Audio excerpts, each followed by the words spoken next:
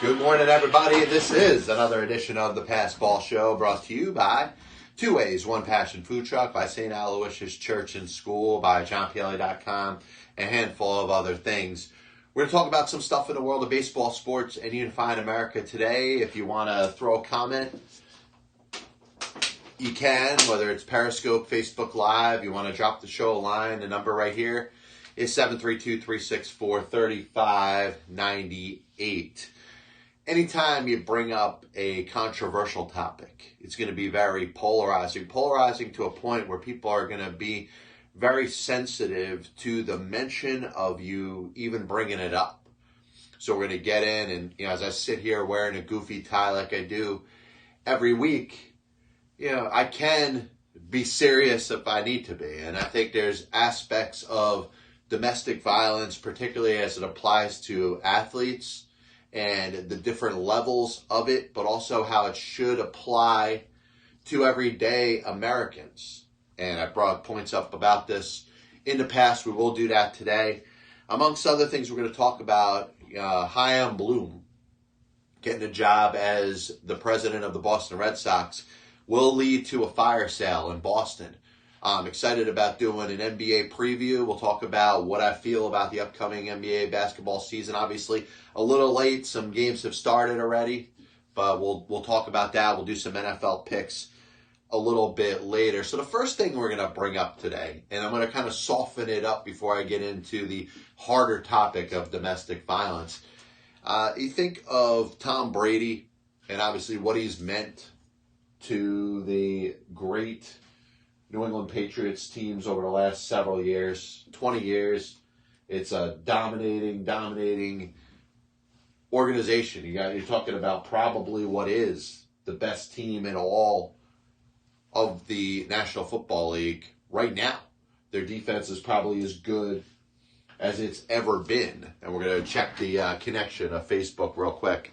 Apologize about that. Once again, this is the Passball Show, brought to you by JohnPLA.com, by Two Ways, One Passion Food Truck, by St. Aloysius Church and School in Jackson, New Jersey. Yeah, so for whatever reason, we're not picking up Facebook today. We're going to try it again in a little bit. But, talking about the Patriots and the thought that potentially Tom Brady would consider relinquishing his great number 12. And I think it's fascinating for so many reasons, because I just think it's silly to even bring it up. But Tom Brady says in a discussion with Mohamed Sanu, of course, the receiver that was acquired from the Atlanta Falcons to help Brady out.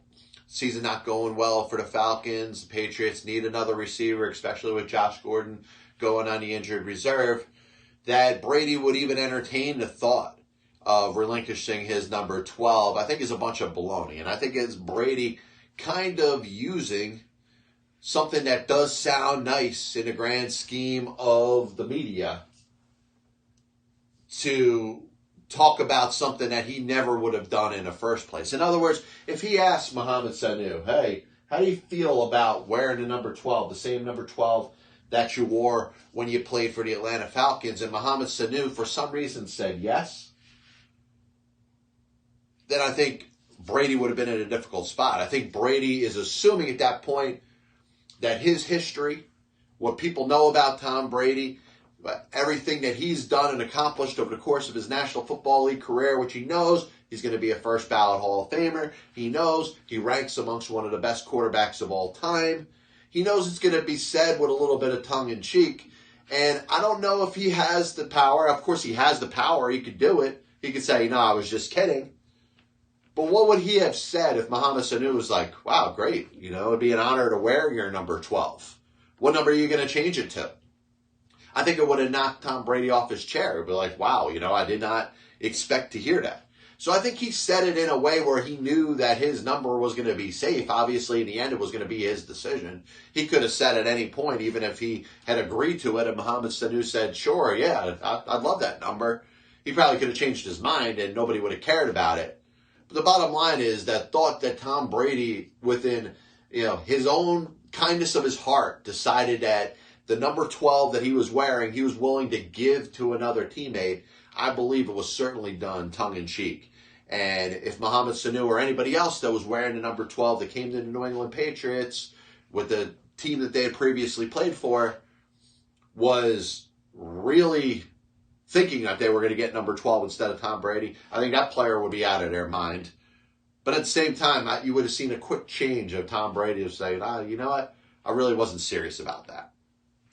This copyright broadcast is authorized under internet rights granted by the World Wide Web and is solely for entertainment of our audience. Any publication, reproduction, or other use of the pictures, descriptions, and accounts of the show without the express written consent of the Passball Show, JohnPielli.com, and John Pielli LLC is prohibited. Any commercial or other use of the program, such as by charge admission for showing, is similarly prohibited. So obviously, Brandon Taubman, the assistant general manager of the Houston Astros, fired a couple days ago. And you look at the way the events of the story played out. It was a bad job by the Houston Astros from the ownership on down to not getting behind exactly what Mr. Taubman meant by his comments when he was talking about closer Roberto Osuna and how happy he was that the Astros acquired him. Listen, it could have been Taubman's idea to make the trade with the Toronto Blue Jays and bring in Osuna, who has been proven a pretty good relief pitcher, still young enough that he's got a long part of his career ahead of him, but does have the dark mark on him, the fact that he is a domestic violence abuser. And it's not going to rub most people very well. So the day that trade was announced, the Houston Astros were taking on a risk, not a risk that there's anything that Roberto Osuna was going to do in the future, because obviously anything close that Roberto Osuna does to that means that the team is going to separate themselves completely from him. But the thought that you're going to take a mark of this guy's checkered past and put that as an imprint of your franchise going forward. And this was something that could have been questioned when the Astros made the trade for Roberto Osuna. You could talk about the value of Roberto Osuna against that of Ken Giles, who was traded to the Toronto Blue Jays. I get it. I think Ozuna's a better pitcher. I think you can trust Osuna in a big spot a little bit better than you can Ken Giles. But to take a guy's checkered past, domestic violence, a serious issue, you know right off the bat is not going to rub well with a lot of people. There's people that'll let it pass because they just think about sports and they try to separate sports and life. I don't necessarily agree with that. I will tell you something that may be a little off base that I do feel when it comes to domestic violence, and I will get into that in a little bit. But you look at it, reporter, whether it's Stephanie Epstein or any of the other female reporters that think of the seriousness of domestic violence, anyone that could relate to being, abused in a relationship. We obviously understand that it's a big deal. And, for me to call Brandon Taubman, silly and whacked out of his mind and absolutely off base with the comments that he made and the way he directed them towards that woman, I mean, I'm not telling you anything that you don't already know. The Astros did a bad job because they got a part of the story and their source, where they got their story, was incorrect. And they looked pretty silly here. And you have a woman that, yes, was advocating for harsher penalties and things to be done for domestic violence abusers. This is something that has been happening since, or this woman has been bringing up since the days that Roberto Osuna was acquired by the Houston Astros. Obviously, what this guy did was a bad job. I mean, he should not have, if he had the feelings that he had, were probably warranted enough of him being terminated for his job. But for him to go off and make those statements pointed at the female reporter with the intention that he had was an absolute awful job. Now, the part of it that you may disagree with me with is I don't think what Roberto Osuna did, though he is obviously has to face whatever he had to face within the court of law. If he had to serve jail time, if he had to serve a suspension amongst the baseball's domestic violence violation program. Once he serves his time, he should be allowed to work again. And yes, he has to have that check mark or that asterisk next to him because of what he did. And he's going to carry that with him for the rest of his life. I don't believe that he should be not allowed to work. And if you believe that Roberto Osuna or anybody else that was involved in a domestic violence situation, obviously some of them are more harsh than others. But if you believe that that person can't work, the same should apply to anybody that works in this country. Whether you have a job that you make $8 an hour or minimum wage, whether you have a job on a construction site or in a bank or in an office or you're a cashier at Walmart. If you believe that professional athletes that are involved in domestic violence situations where they put hands on women should never be able to work in this country again, the same should apply for every American that does every job. Because domestic violence doesn't just apply to people in the spotlight. It doesn't just apply to people in sports and people in entertainment. It applies to the everyday Americans.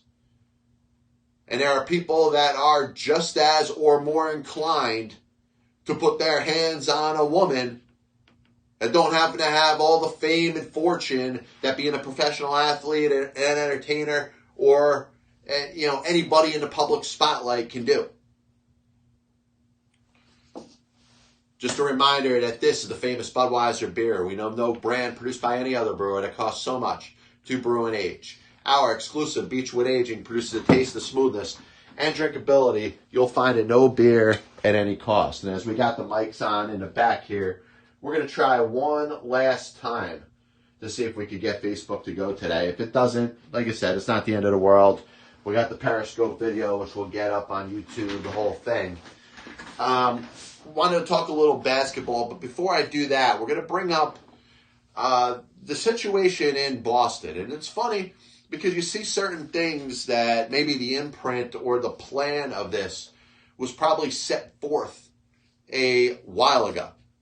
And if you watch the movie Moneyball, you really do understand in that short conversation that the character that played Red Sox new owner at the time, John Henry, and Billy Beane, of course, played by Brad Pitt, at the end, the discussion of what the Athletics did with the Moneyball mentality and what the Red Sox at some point would be doing going forward. Now, if you're going to say that the Boston Red Sox won the World Series in 2004 because of Moneyball, I think you're a little bit crazy. I mean, they had some of the best players in all Major League Baseball, Pedro Martinez, Manny Ramirez, David Ortiz.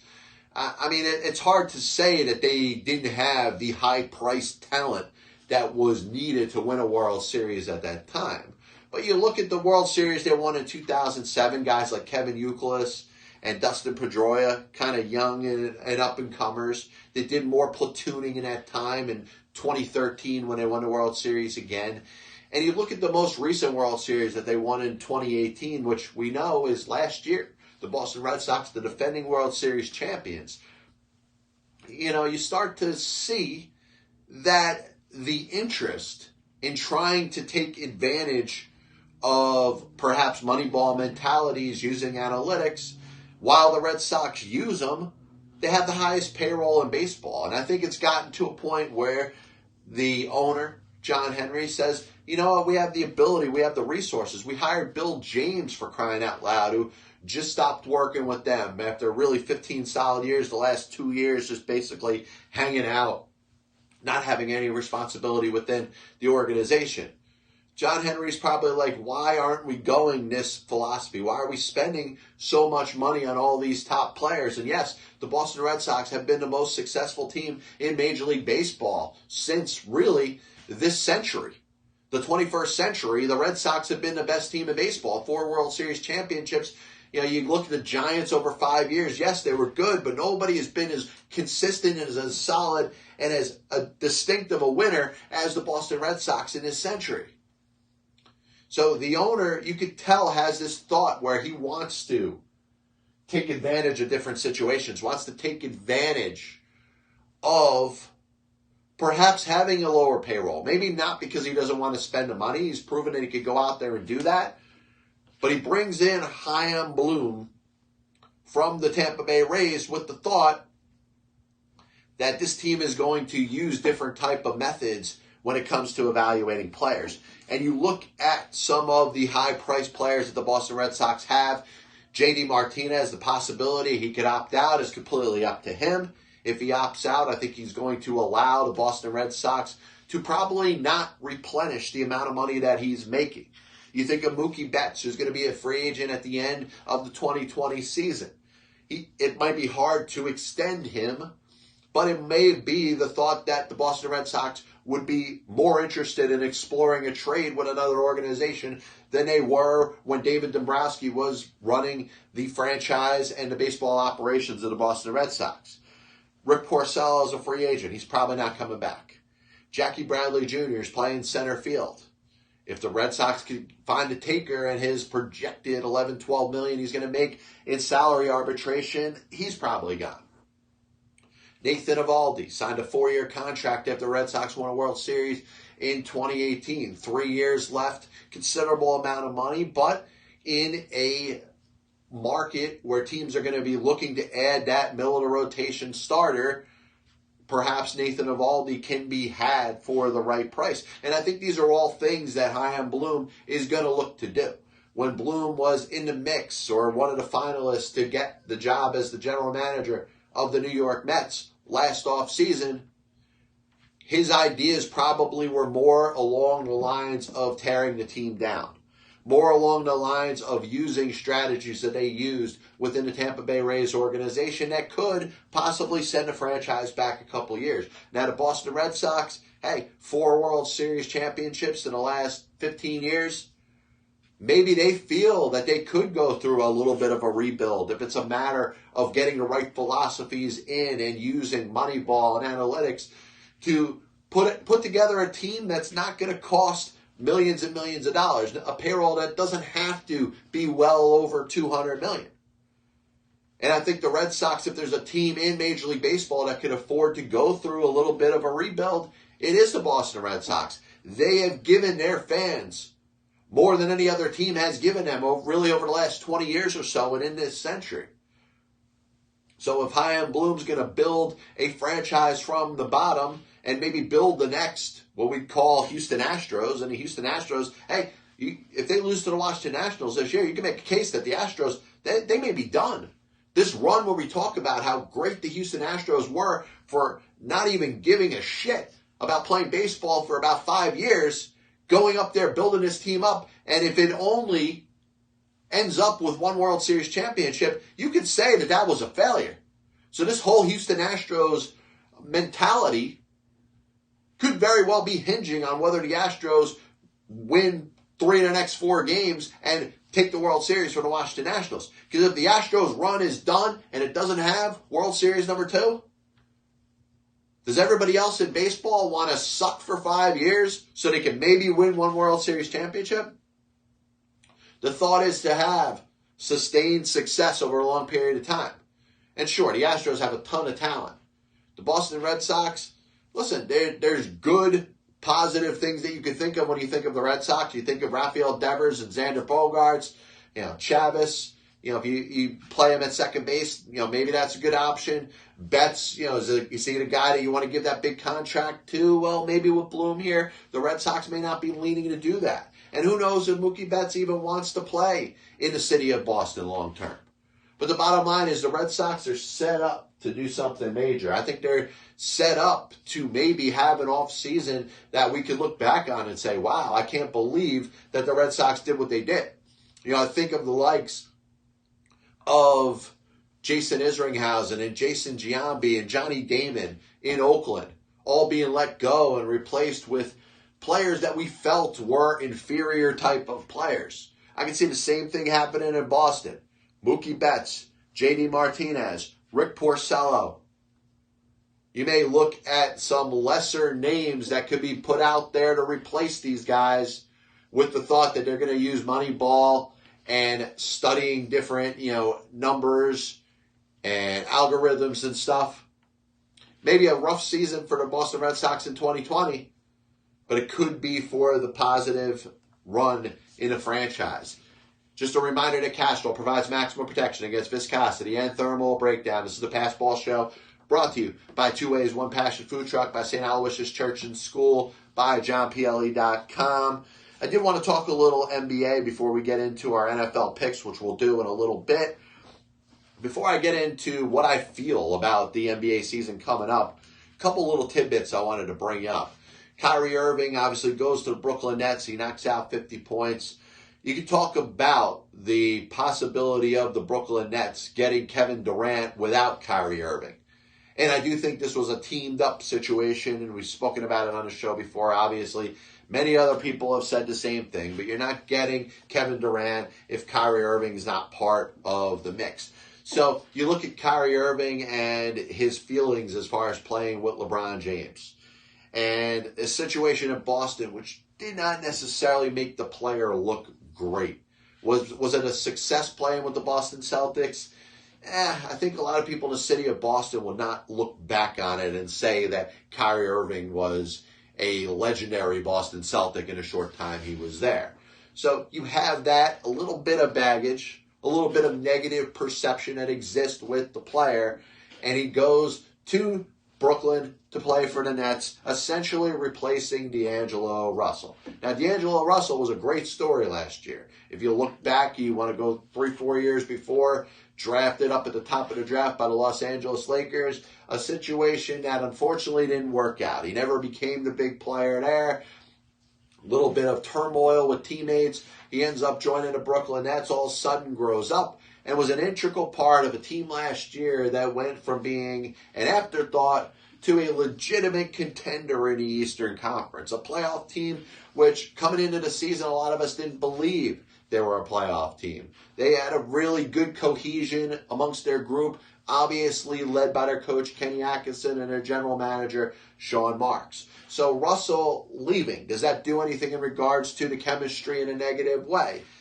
It all depends on the impact that Kyrie Irving has on the Brooklyn Nets. Now you can say, hey, Russell leaving at the expense of Irving and Durant is great and is probably great long-term for the Brooklyn Nets. The Brooklyn Nets to have Durant, hopefully, at some point near the end of the season, maybe, maybe not, but you're definitely going to have him next year, assuming that there's nothing that happens in regards to his rehab.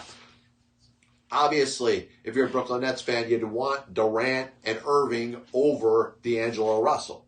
And the question is going to be, short-term, are the Nets a better team with Irving over Russell? Irving drops 50 points in the opening game and the Nets lose. Is there a better cohesion with Russell as part of this group than Irving? I think if you're talking about the Nets and their possibility of making the playoffs, it's a very important statement to make. The Golden State Warriors, on the other hand, the team that D'Angelo Russell plays for right now, are they on the decline? Steve Kerr kind of feels like that. He made comments that kind of assumed after a blowout loss to the Los Angeles Clippers that they're not the same team anymore. Now, Klay Thompson not being there is a big deal. That's going to hurt them. Not just the fact that Durant left them and joined the Brooklyn Nets. You can talk about the players that they have there. Obviously, Steph Curry, chance to really take over this team.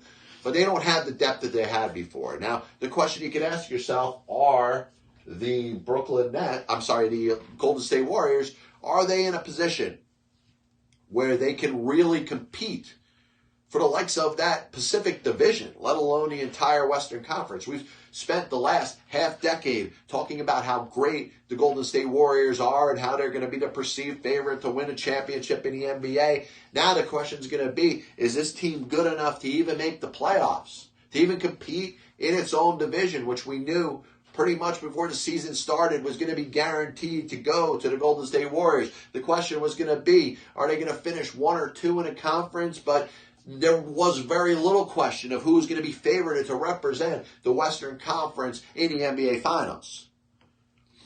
Andre Iguodala, currently playing for the Memphis Grizzlies, expected at some point to be bought out. You're looking at the Lakers and LeBron James, who's the general manager there. Let's be serious. I mean, he's the guy that pretty much is orchestrating everything that's happened here. He's orchestrated the trade for Anthony Davis. He wants Andre Iguodala. So you think the Lakers, if Memphis decides to buy out Iguodala, he's going to join the Lakers. And it'll bring us into what I want to get into when we talk about my previews and what I expect to happen in the NBA. Because the Lakers did make the playoffs last year. I know LeBron was hurt.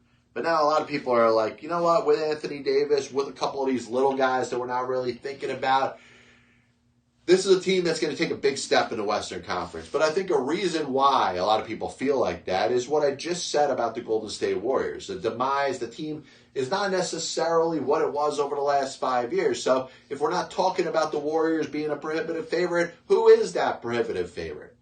We kind of gravitate towards LeBron James, right?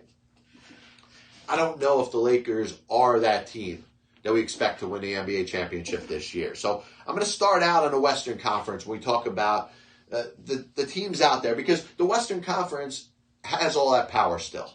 Even though Kevin Durant technically is playing for the Brooklyn Nets, I know he's hurt. He may not play in a game all season, but a little bit of balance of power shift in, maybe not. But Kawhi Leonard goes from the champion Toronto Raptors over to the Los Angeles Clippers. So the power still exists in the Western Conference. So the team that I think is the best out there is the Houston Rockets.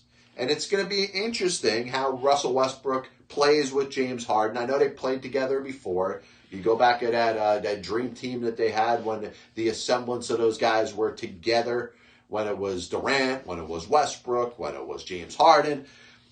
The question's going to be with the Houston Rockets, how do Harden and Westbrook play? Is there enough shots to be had between the two of them? You know, Harden likes to take a million shots. Westbrook, when he's on the court, he wants to make some part of the game his. He's not going to just dish it out all the time. How do those guys work together? The thought is they did it before, even though Harden was more of a six man in his role. I think the Rockets are going to do really well in the regular season. I see them as number one in the Eastern Conference and a winner of their division. The other team that a lot of people have given a lot of pub to, a lot of positive hype, is the Los Angeles Clippers.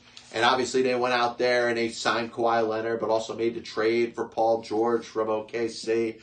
And the thought with Doc Rivers as your head coach and a couple players that they had there that have developed over the last couple seasons, that this could be a big year for the Los Angeles Clippers. Now, people in the mainstream media don't like the Los Angeles Clippers. They like the Los Angeles Clippers like the Los Angeles Angels, or like people over in the East Coast like the New York Mets, or people in the city of Chicago like the Chicago White Sox. In other words, the Los Angeles Clippers are the little brother to the Los Angeles Lakers. So the thought is, hey, the Clippers, they're never going to be good. It's never going to be their season. And maybe that aura sticks with them and could hurt them at some point of the regular season. I think of the Western Conference, though, and I don't think that there is a team 1 through 7 or 1 through 8 that is as strong as the Los Angeles Clippers. I think the Rockets may have a little more firepower with Harden and with Russell Westbrook.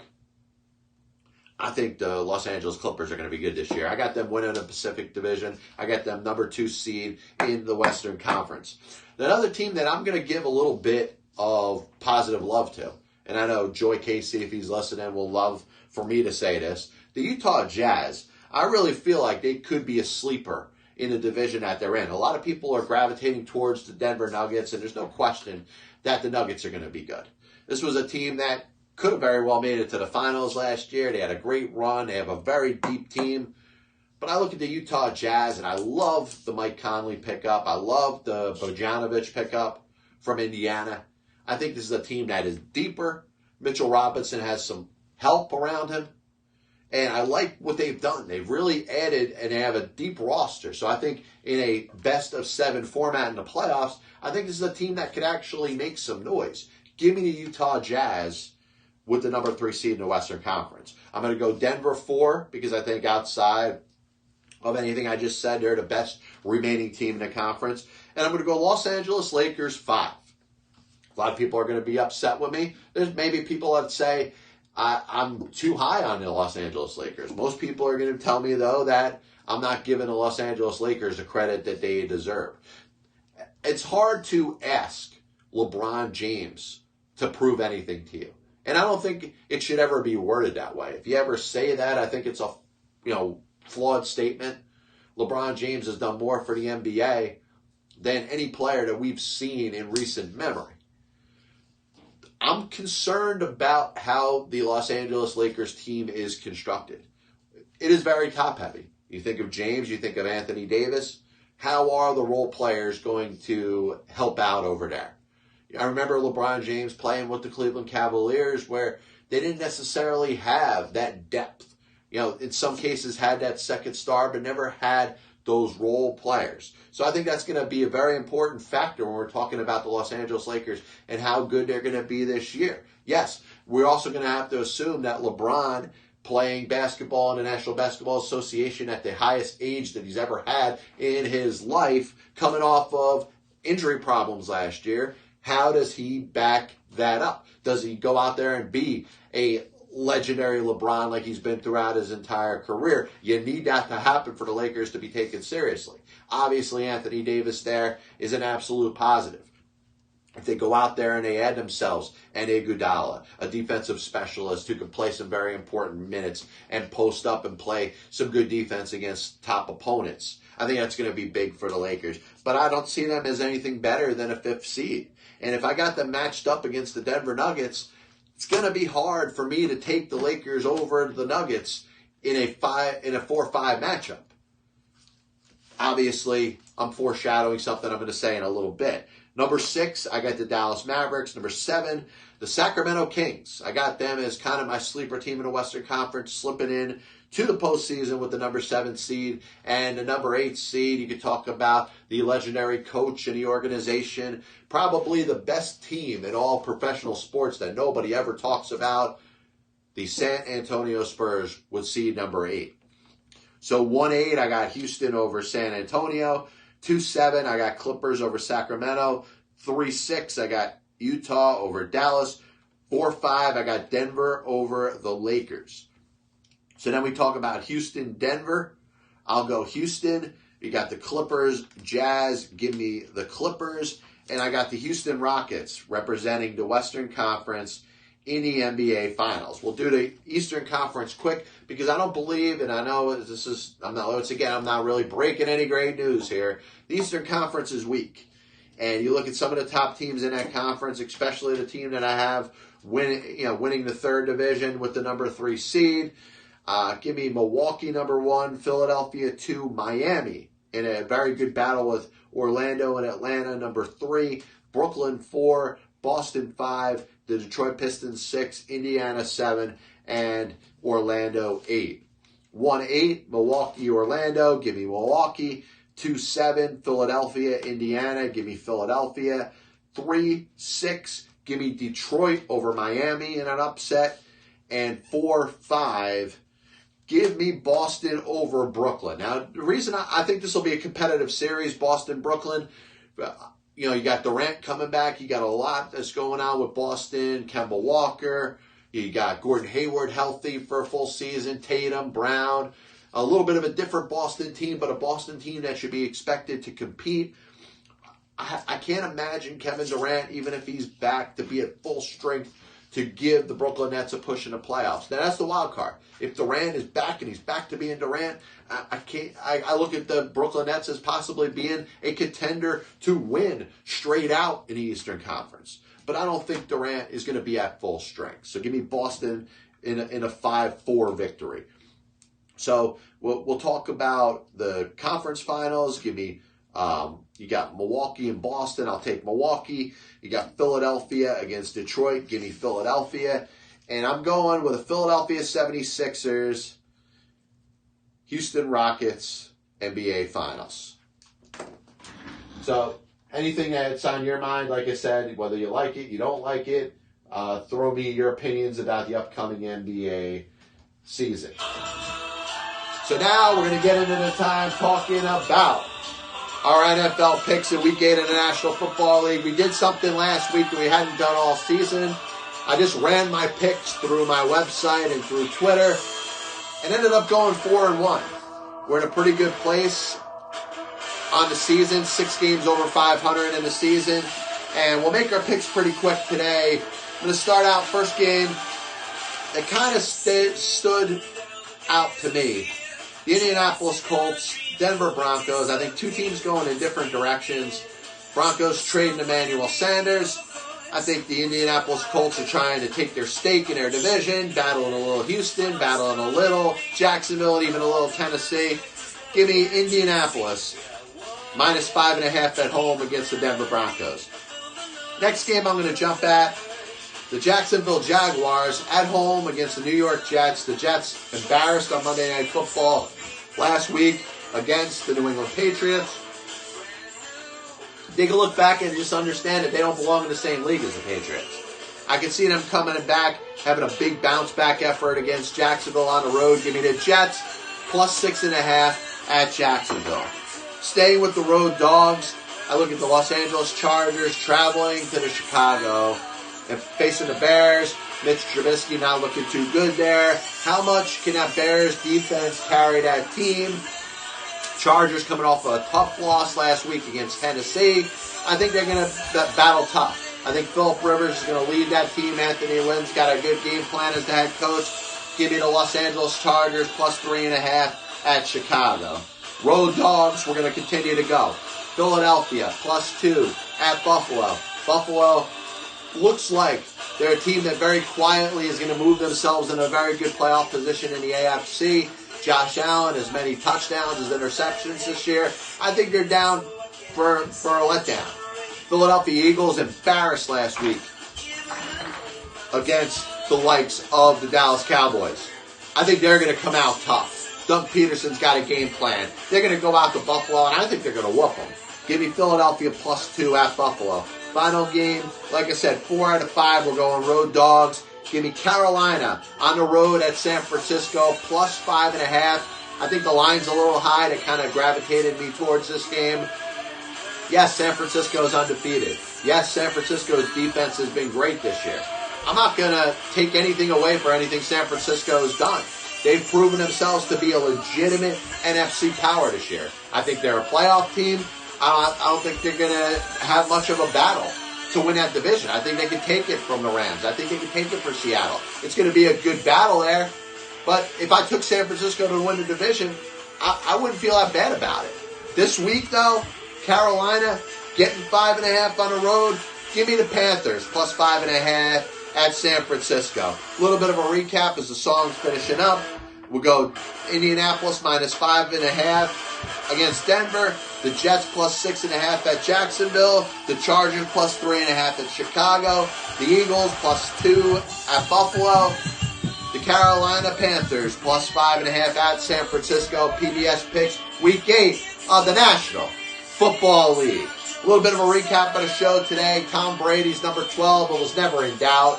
There was no reason that Brady was ever going to give up his number 12. He mentioned it to Mohamed Sanu. It was tongue-in-cheek. It was made with the understanding that Sanu was not going to ask for the same number as one of the greats all time in the National Football League history. Domestic violence, we'll talk about that. This Tallman guy looks like an idiot. He did a bad job. He ends up losing his job as the assistant general manager of the Houston Astros. Listen, domestic violence, the one thing that I'm going to bring up about it, it's a very serious thing. We know that. There's no dispute over how serious domestic violence is, how it impacts women in this country, and how women should not have to live in the fear of being abused in any way, shape, or form. But if we're going to be harder on athletes, if we're going to be harder on entertainers, if we're going to be harder on artists and people in the spotlight and the general public, we need to be just as hard on the people that aren't as fortunate with the great jobs that athletes and entertainers and artists have in this country. That person that's unemployed should lose their unemployment. And we're talking about a situation where we want to be so hard on people in the spotlight and almost assume that they shouldn't have jobs if they hit a woman or if they do something that's along the lines of domestic violence. If we want to be that strong about it, that same's got to apply for that Walmart worker. That same's got to apply for that construction worker, that person that works in the bank, or that person whose job is just very quiet and nobody's going to ever know what their name is. If you're going to take a job away from somebody in the spotlight, you're going to take a job away from somebody that doesn't have a job. We also talked about the potential fire sale with the Boston Red Sox. Chaim Bloom coming there. Watch out for it. It's going to be a big deal. A couple tidbits in the NBA are the Brooklyn Nets for this season. Not in the future, not the future 4 years, but this year. Are they better with Kyrie Irving as opposed to D'Angelo Russell? I think it's a legitimate question that needs to be asked. Andre Iguodala, a LeBron James pick to help the Lakers once he gets released from his contract and bought out by the Memphis Grizzlies. We did our NBA picks. We'll throw them up on johnpla.com if you haven't gotten a chance to see them. Maybe throw a little picture on Instagram to, in case you want to weigh in, give me your opinions on what you think of this upcoming NBA season. Obviously, football picks week 8, they're up there as well. This is the Pass Ball Show, brought to you by johnpla.com, by two ways. One Passion Food Truck, by St. Aloysius Church and School, and by johnpla.com. We'll be back with you next week. We'll do a little preview Wednesday morning, Friday morning next week. We're going to do 2 shows a week, so look forward to Wednesday, sometime between around 9 and 10. God bless you, and as always, I'll see you on the other side.